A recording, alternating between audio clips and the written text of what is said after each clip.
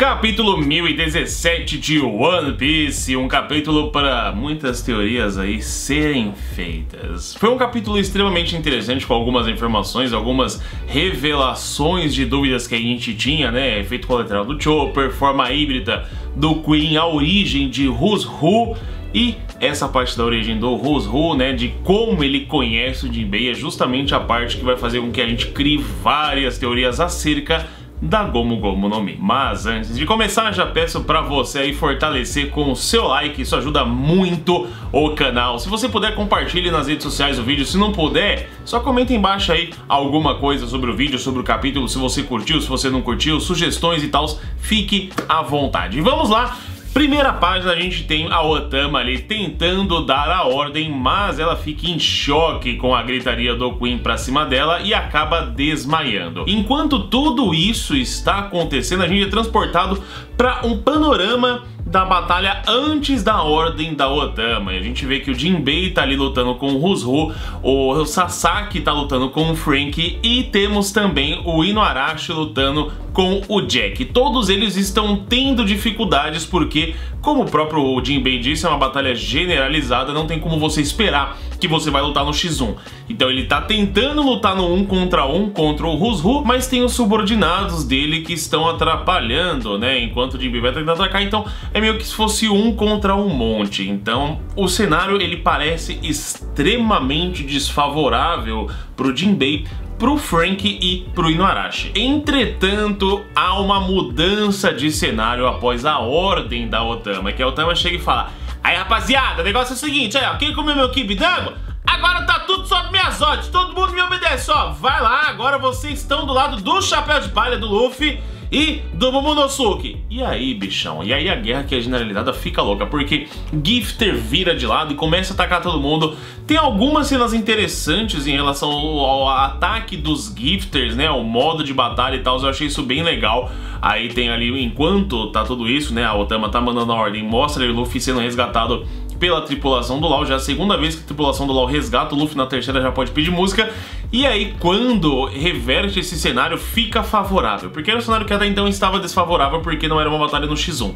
Quando há essa reversão, quando há essa ordem da Otama que faz com que os Gifters comecem a obedecê-la, pelo menos os Gifters que comeram Kibidango, né, que foi uma grande parte dos Gifters que existem, o cenário ele já muda, e aí alguns personagens conseguem lutar no X1 e a coisa começa a ficar interessante. Os Sop e Nami estão extremamente felizes pelo que aconteceu, né, pela Otama ter dado a ordem, enquanto o Queen não tá muito feliz não. A CP0 tá ali tentando entender o que diabo aconteceu, mas ué, os Gift estavam do nosso lado, agora os Gift, que porra que aconteceu? CP0 tá mais perdida que Carol já tendo boca de banguela, mas o Queen fica pistola, fala: ah, então quer dizer que tudo isso que tá acontecendo tem relação com aquela menina? Eu vou acabar com a raça dela. E aí ele mira nela pra atirar nela, mas aí chega o Sanji com o colher chute e impede. Essa luta do Sanji com o Queen, ela...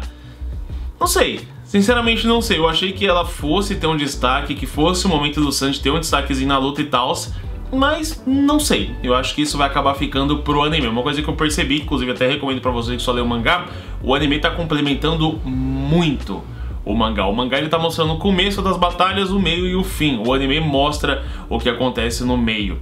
Então é bem interessante, tipo, a batalha do Luffy e do Kaido. Mostra o Luffy começando a batalhar, mostra o Luffy no meio da batalha e mostra o Luffy no final. O anime parece que vai trabalhar melhor o que acontece entre o começo e o meio, entre o meio e o fim. Então acho que vale a pena esperar pra ver essa luta do Sanji no anime, que talvez ela seja bem melhor trabalhada.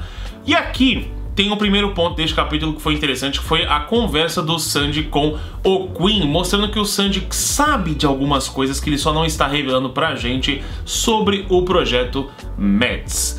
Esse projeto Mads tem algumas hipóteses que eu vou colocar. Se a gente voltar lá no capítulo 840, a gente vê quando o Yonji, se não me engano, tá falando sobre o Judge, a época que o Judge trabalhava com o Vegapunk, né? Que aí o pessoal achou que isso era meio perigoso e prendeu o Vegapunk. A equipe se desfez e o Judge conseguiu continuar estudando. O Queen fazia parte dessa equipe aparentemente.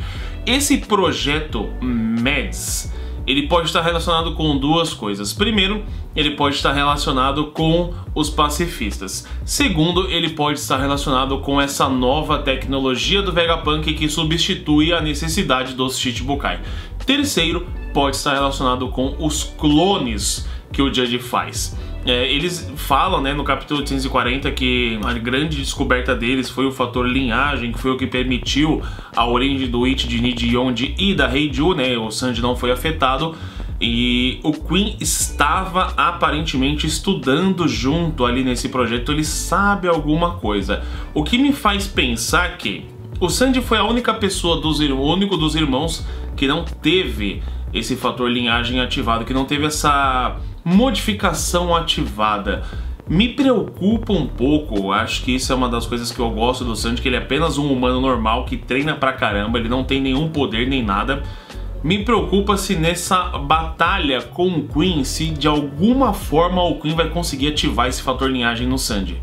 Eu acho que não seria interessante para o personagem, seria legal porque ele ficaria mais poderoso, teria ali um destaque e tal, mas eu acho que a essência do Sanji é justamente não ter esse fator linhagem ativado, esses poderes que a Germa, né, que os irmãos dele têm ativado. Eu não gostaria que isso acontecesse agora, mas não sei. Tô vou levantar essa possibilidade, espero que não aconteça, mas é uma possibilidade. E aí vemos a forma híbrida de Queen, uma forma híbrida um tanto quanto interessante, né? Uma parte cibernética, outra parte de dinossauro, outra parte humana. É uma coisa interessante, cara. Eu não imaginava uma forma híbrida tão legal. Eu sinceramente gostei dela. O cabelo com garra, a mão com garra, a espada na mão. Bem interessante. Outra coisa que tem neste capítulo que algumas pessoas falam que, nossa, foi uma saída fácil do Oda. Primeiro que a gente tem o Chopper rebaixado, né? O Chopper, como é que é? O Babidi, Baby D de Chopper. Babidi.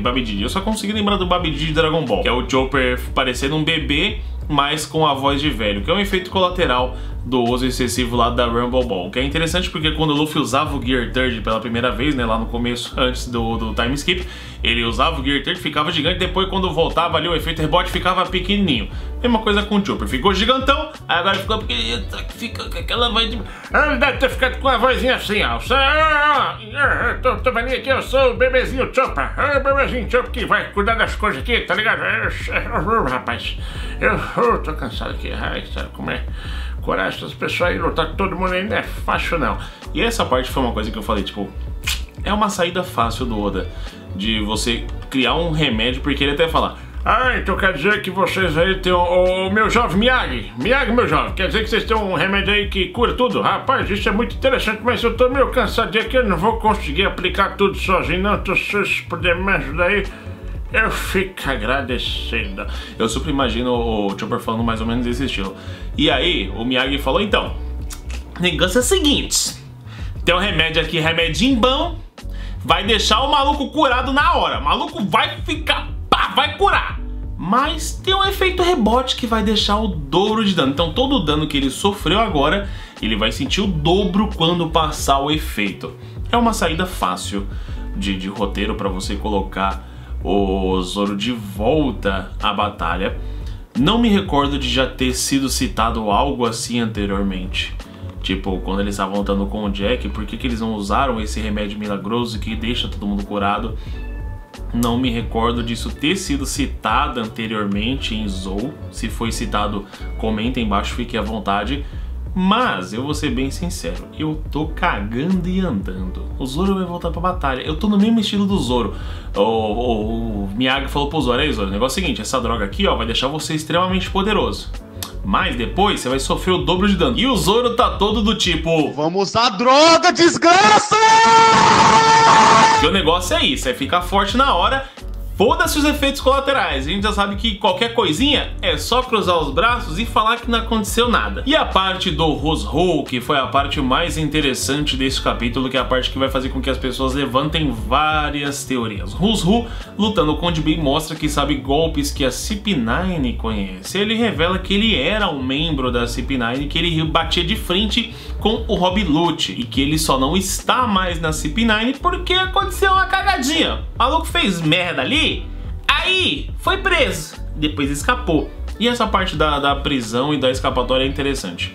Ele conta que 12 anos atrás ele deixou algo que estava sob proteção do governo mundial ser roubado e por isso foi preso. Essa escapatória dele eu quero comentar daqui a pouco, porque foi uma pergunta que me fizeram um tempo atrás e isso aqui é interessante de falar. E ele fala assim, nessa 12 anos atrás eu falhei em proteger uma Akuma no Mi que estava sendo transportada em um navio do governo. E eu fiquei chocado quando o Luffy do Chapéu de Palha começou a ganhar fama 2 anos atrás. Foi aí que eu descobri que aquela Gomu Gomu no Mi que foi roubada foi comida por ele. Ou seja, a Gomu Gomu no Mi estava em posse do governo mundial que estava transportando ela para algum lugar. Nesse meio termo ela foi interceptada e roubada e acabou indo pro Luffy. Pode ser, vamos deduzir que foi a banda do Shanks que roubou ali do pessoal da marinha, pelo menos de primeiro momento. Ou alguém roubou da marinha e o Shanks roubou do bando, mas enfim, parou na mão do bando do Shanks, depois foi pra boca do Luffy. E aqui é um ponto que tipo, você fala assim, nossa, a Gomu Gomu no Mi estava sob proteção do governo mundial, então significa que essa é uma Akuma no Mi poderosa, que pertencia a um pirata poderoso, e que não sei o que lá, e era do Shebeck, era do Roger, era de não sei o que lá. Cara, só que se a gente for parar pra pensar, o governo mundial sabe que as Akuma no Mi são extremamente poderosas, então eles protegem todas as Akuma no Mi. Eles provavelmente encontraram essa Akuma no Mi em algum ponto e iam dar essa Akuma no Mi pra marinha, como a gente já viu, o Smoker com a Akuma no Mi, como a gente viu o pessoal da Ship 9 ganhando as Akumas no Mi. Então o governo mundial ele guarda essas Akumas no Mi justamente para dar pros seus, para fortalecer os seus. Então não é que a Gomu Gomu no Mi pertencia a alguém extremamente poderoso, ela tem uma relevância na história. Não, é simplesmente uma Akuma no Mi que é considerada um tesouro, como foi dito lá pelo Lucky Roll no primeiro capítulo de One Piece. É uma Akuma no Mi que é um tesouro nacional, então eles vão proteger porque ela é poderosa. Ponto. Mas a escapatória do Roswell, ele foi preso e escapou da prisão. Não vou me recordar quando ele escapou da prisão, não sei se chegou a comentar aqui. 12 anos atrás ele foi preso e 2 anos atrás o Luffy começou a ganhar fama. Então vamos deduzir que o Luffy ele escapou da prisão 2 anos atrás, que coincide com a época em que o Barba Negra invadiu Impel Down para resgatar os membros. E fala nessa época que vários piratas escaparam de Impel Down, mas poucos, se não me engano foram 4 que foram pro bando do Barba Negra. Os outros não se sabe onde foram parar. Roswell pode ser um deles. Ele estava em Impel Down, foi justamente onde ele viu o Jinbei pela primeira vez e escapou, juntamente com a fuga ali do Bug, do Luffy e do Barba Negra. Então ia ser muito interessante se o Roswell tivesse encontrado o Luffy lá em Impel Down, sabe? Em algum momento ele tivesse visto e falado, nossa, então esse foi o filho da puta que comeu a Akuma no Mi, eu tô preso por causa dessa Akuma no Mi, esse filho da puta comeu essa Akuma no Mi, ô moleque, eu vou te caçar, moleque. Então isso é um tanto quanto interessante. O Jinbei ficou aliviado, né? Tipo, então quer dizer que você tá todo frustrado e não tem nada a ver comigo. Suave então, irmão. Tranquilo. Mas enfim, foi um capítulo interessante. Eu achei muito legal as informações que foram reveladas, as dúvidas que foram levantadas. Essa questão da Gomu Gomu no Mi, eu não tô falando que é uma verdade absoluta, que ela não pertencia a ninguém poderoso. É só a maneira como eu enxergo. Se você vê de uma maneira diferente, se você acha que pertence a outro pirata poderoso, que ela tem uma importância, fique à vontade para comentar aqui nos comentários. A gente se encontra no próximo vídeo. Beijo no coração e tchau. Inclusive, comenta aí nos comentários, porque o próximo Comentando nos Comentários vai ser de teorias malucas de One Piece, que vocês fizeram comentário no último vídeo comentando nos comentários, mas também vou pegar comentários desse vídeo aqui. Então, comenta aí, quem sabe você não pode aparecer no próximo vídeo.